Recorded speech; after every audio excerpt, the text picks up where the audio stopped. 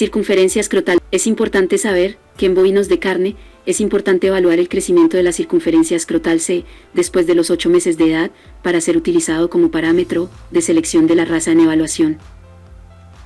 Se sabe que la C es altamente heredable, a menudo se correlaciona con rasgos productivos y reproductivos.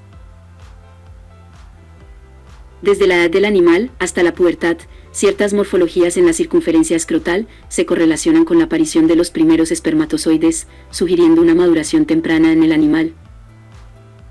Por lo tanto, es importante establecer estándares de tamaño de la CE, especialmente para las variedades de CU en las regiones tropicales. En un estudio, se estimó el crecimiento de la circunferencia escrotal en 10.000 animales Nelore, utilizando dos parámetros. Peso, de 150 a 500 kilos.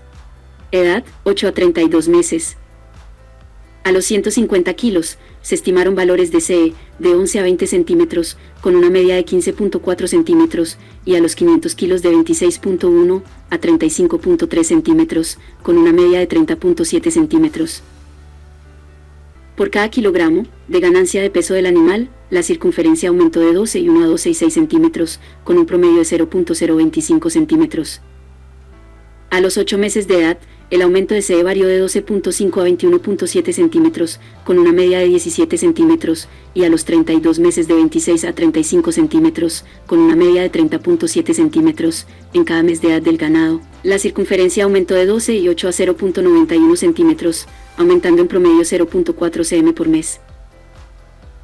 Por lo que la circunferencia escrotal es un parámetro reproductivo muy importante si quieres iniciar el proceso de selección en tu ganadería.